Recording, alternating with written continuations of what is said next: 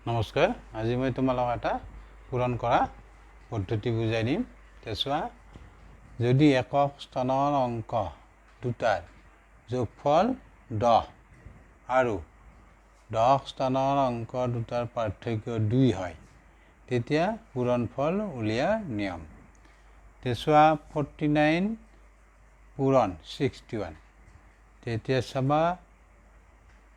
একক স্থানৰ অংক দুটাৰ যোগফল একক স্থানত আমাৰ ইয়াতে চোৱা 1 আছে ইয়াতে 9 তে 9 + 1 10 10 স্থানৰ ইয়াতে 6 ইয়াতে 4 চোৱা 10 স্থানৰ অংক দুটাৰ পাৰ্থক্য 6 - 4 2 ঠিক আছে এতিয়া চাবা যদি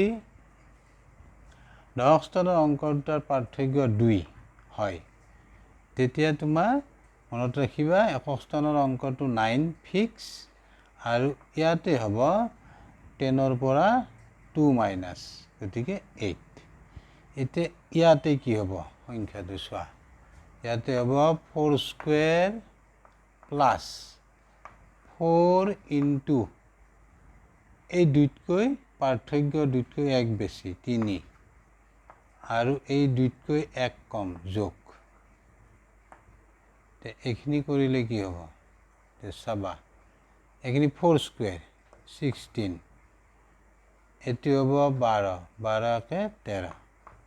তে যোগ কৰা এটো 9 এটো 2 তে আমাৰ সংখ্যাটো হ'ব 2989 এইটো হ'ব আমাৰ এই সংখ্যা দুটাৰ পূৰণফল হ'ব এই সংখ্যা বুজি পালা নিশ্চয় থ্যাংক ইউ বাই বাই